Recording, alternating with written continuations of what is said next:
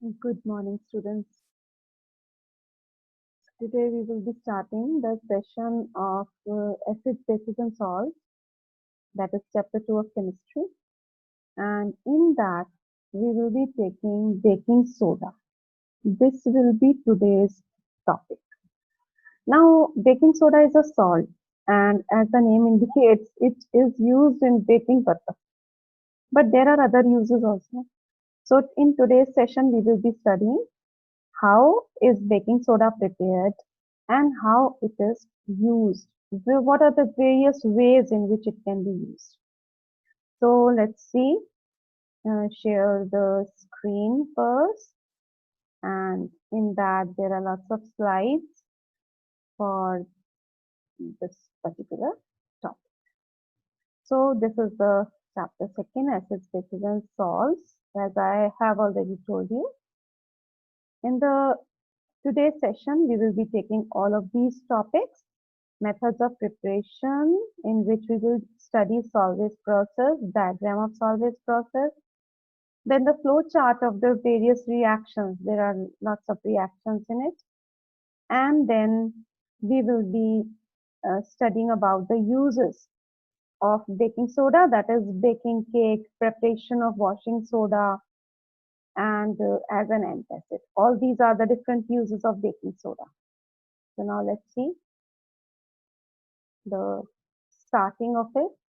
Almost starting, because here we will be discussing about the name, the common name. We have already discussed it, baking soda. Then comes the chemical name, that is sodium hydrogen carbonate or sodium bicarbonate. So you all know hydrogen carbonate is also known as bicarbonate.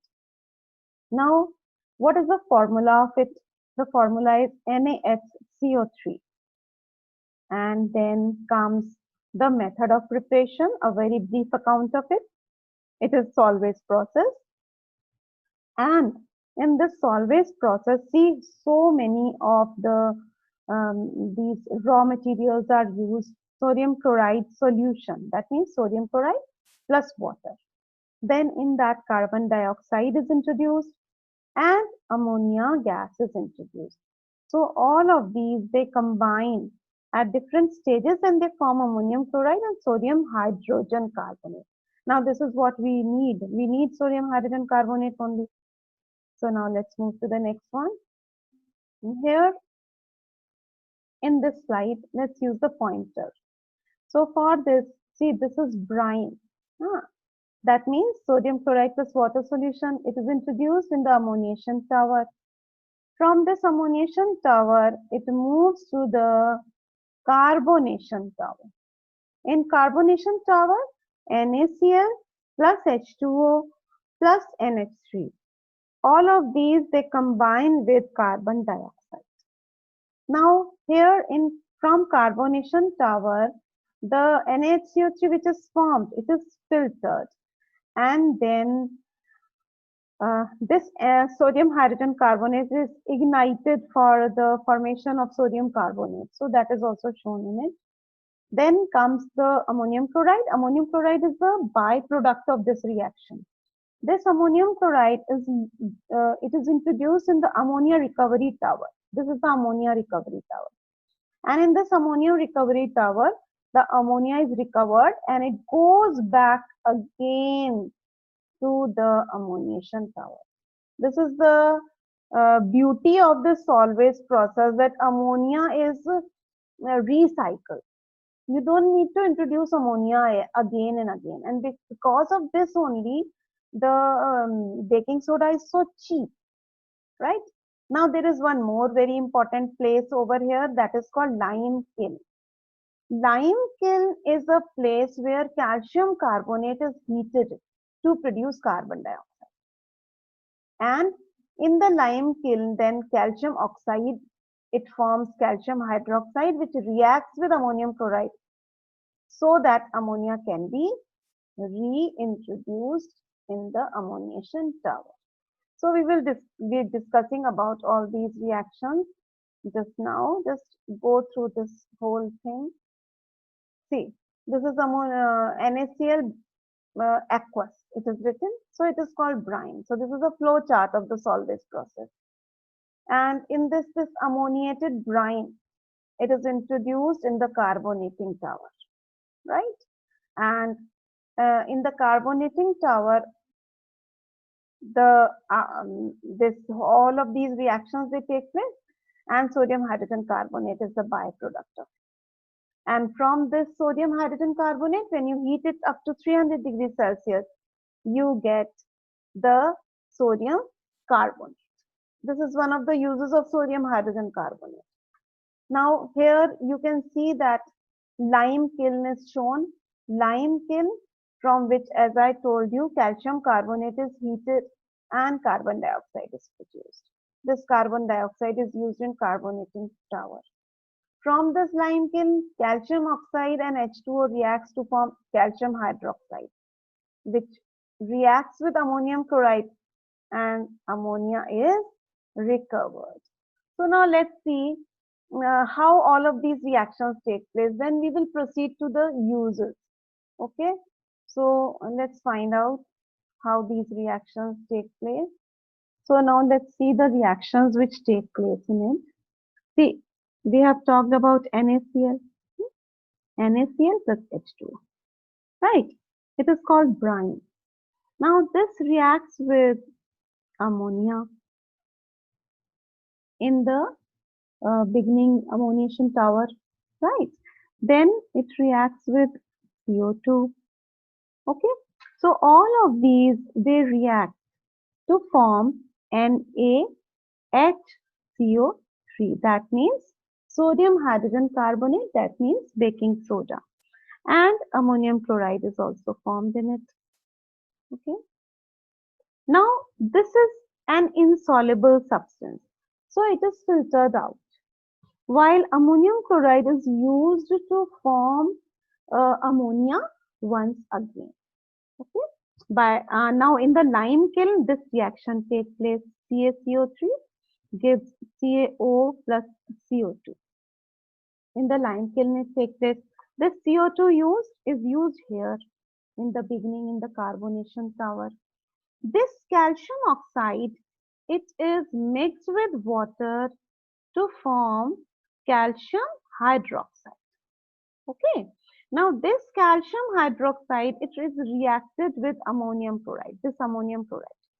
So calcium hydroxide and ammonium chloride, both of these are made to react so that ammonia can be produced and used again in the reaction. So CaCl2 plus H2O plus ammonia. So this is how the reactions take place in the this whole Solvay's process. These are the reactions. So now let's share the screen once again with our slides. Let's continue with our slides. Now let's come to the next. Uses of baking soda. This is the most important use of baking soda in making cake. All of you like cake? So now to make cake, the baking soda is first of all converted to baking powder. And for making the baking powder, actually the sodium hydrogen carbonate, it is mixed with any edible acid. So that makes baking powder. And we, in making cakes, we directly use that baking powder, right? And due to that, carbon dioxide gas is produced. That is the carbon dioxide gas which is actually responsible for the sponginess of the cake. The cake becomes spongy. The pores are created inside the cake. It is because of this carbon dioxide only.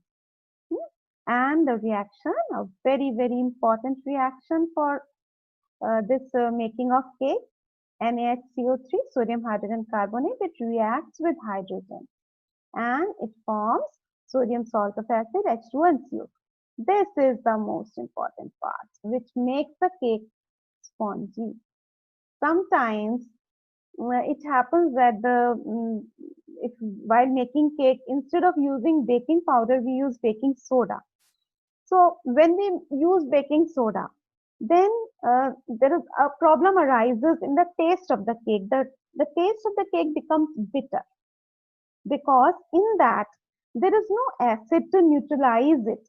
So sodium carbonate is formed directly, and thus we all should use baking powder when making cakes. So now let's see another use of baking soda. It is used in making antacids. That means when we feel acidity, either we eat too much for it. Sometimes too much of fatty food is also responsible for it. So when this acidity is created, it means hydrogen chloride in the stomach is being produced in large amounts. So we need to neutralize it. And to neutralize it, we need a base. So sodium hydrogen carbonate is a base which reacts with the HCl produced in our stomach, and it is responsible for neutralizing it. So the person feels relieved. Now comes another use, that is in the fire extinguishers. Yes, in fire extinguishers, sodium hydrogen carbonate and sulfuric acid is used. And when the plunger is pushed inside, then both of these they react and they produce carbon dioxide gas.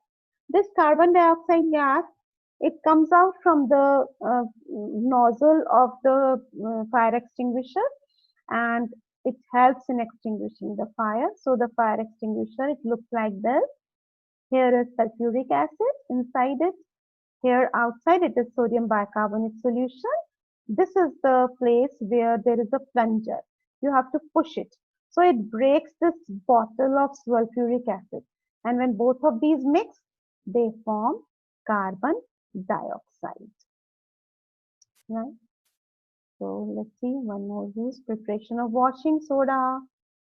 In the Solvay's process also we have seen what happens to sodium hydrogen carbonate. It is heated up to 300 degrees Celsius and we get sodium carbonate from it. After that, this sodium carbonate is again treated to make washing soda.